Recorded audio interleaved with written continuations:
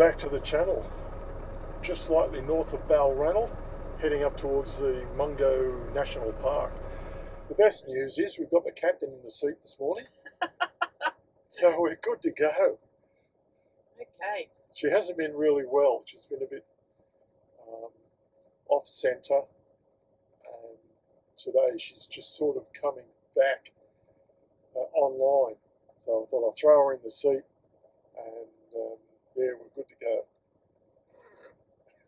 This could be a mistake, but no, I've had a little bit of off-road training and yes, and I've got a competent instructor by my side. We're good to go. So, okay. Now, take that apart. Yep. Just flick across the drive. Down there. That's it. Yep. We're good to go. Press the loud pedal and we're away. We're away. Luckily, this is a very isolated dirt road.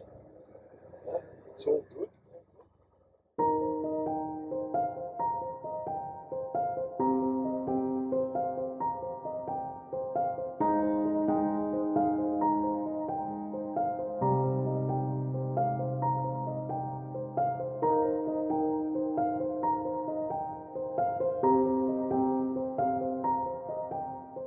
This road that we're on is a dry weather road only, so if you've had any wet weather in the region, heavy wagons would have suffered terribly. Further up the road, they had to separate the horses and camels from the wagons because the wagons found the terrain too hard. Having to make detours, quite extensive detours. And Burke was getting very frustrated by the lack of progress, and he kept splitting up the expedition, and riding ahead, leaving the wagons behind to follow on after them. Whether that was a good decision, I'm not sure. He was advised against taking the wagons in the first place, but wouldn't listen to advice. They were American-style wagons, the old covered wagons, not really suitable for the terrain. But they were very heavy, yeah, and carrying a lot of stores. Which they ended up offloading a lot of it anyway and selling it. Yeah, so trading some supplies for other supplies. It's a piece of cake, Gary. An absolute piece of cake driving this truck. Don't know what all the fuss is about. Makes a difference when you're not on slippery roads going down steep hills that have are only really meant for motorbikes. So got a lot of room here to spread out. Looking in my rear view mirrors, checking. How often do you have to check, Gary? Every 7 seconds. Every 7 to 10 seconds. Yep. Yeah, nothing behind us, nothing on the highway anyway. Well, yeah, probably nothing to do. Because there's always some bonehead that wants to come around past you in a dangerous spot.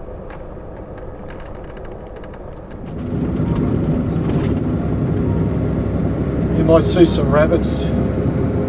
This is sort of emu country too. What a fantastic day. Barely a cloud in the sky. Certainly is a very comfortable driving position.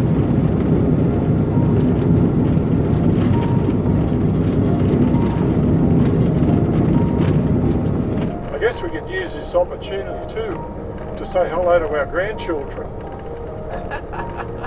Hi Vincent, hi Jack, hi Hazel, hi Layla, hi Freya. Look what we're doing. Yes, we are mad. We're just enjoying ourselves, enjoying life.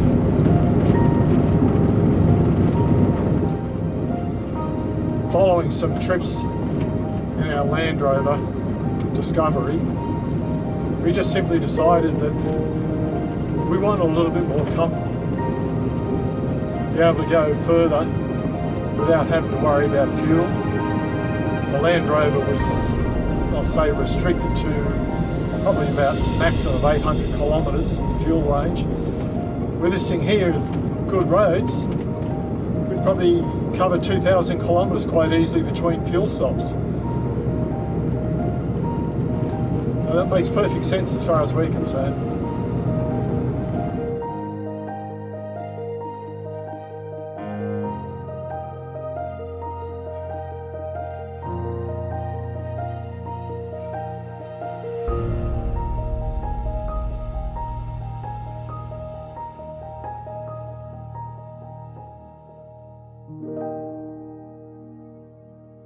Yeah, they're right in front of us. Keep going, keep going, keep going.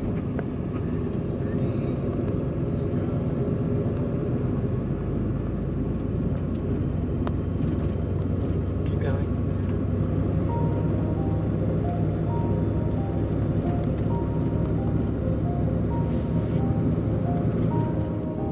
To your right, just marginally.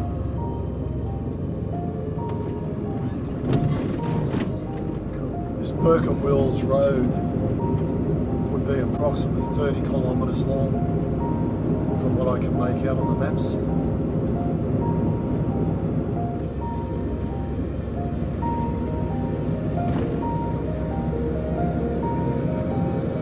How's it going? You're right now. You're right. Yep. All good.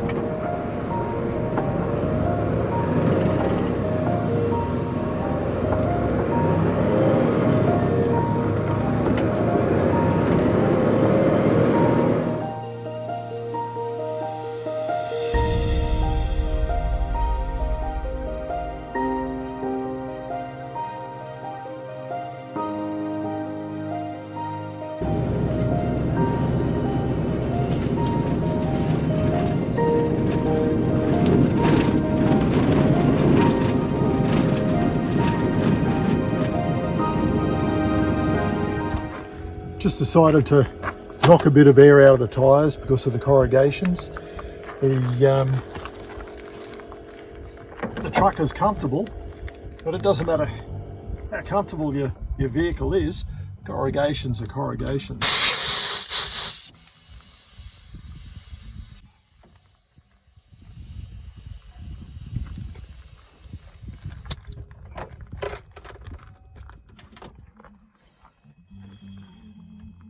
We're going back down to about 75 pound, which is about there.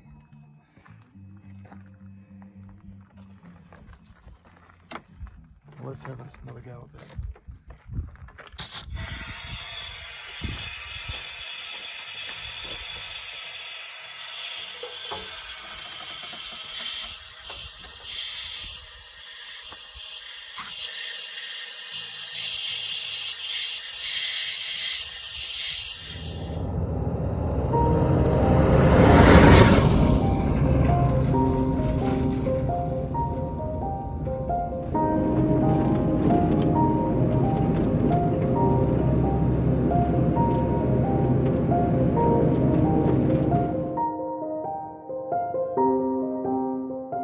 Right here at present, we're in the Mungo National Park. This is actually part of the Willandra lake system.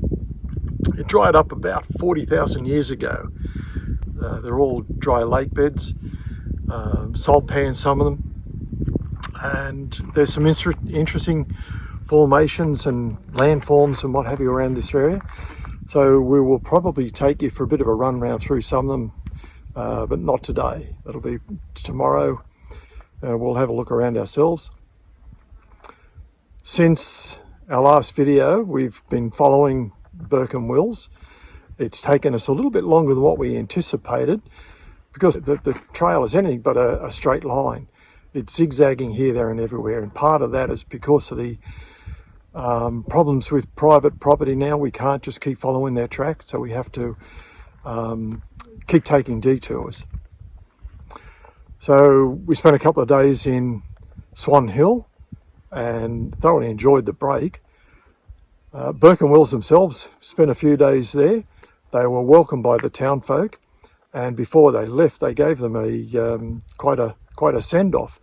So by the time that they were able to get rolling, it was starting to get towards the mid to late afternoon, and by the time that they'd crossed the the river there, the Murray River, they only got about 250 metres on the north bank before they decided to camp.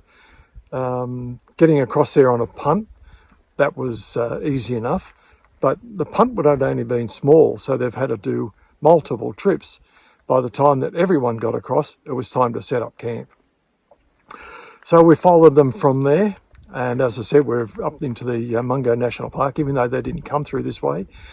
We've taken a little bit of a scenic detour. It's a World Heritage listed park. Once we finish around here, we'll go and pick up the trail again. And I dare say on this whole journey, we will take a few side trips of various points of interest. It's too far to come not to. And the scenery is, in many places, quite spectacular. So we will make the most of it while we can. Today is an absolute pearler of a day. Oh, it's beautiful. Sun's out. I can barely see a cloud anywhere. We're about 17 degrees. Apparently in the morning it's going to be fairly fresh. It'll be about 1 degree out here in the morning, so a little bit nippy. And hopefully another nice day. So I'll end it here, and we'll pick up the trail a little bit further around. We'll go and have a look at some of the sites around here. Cheers.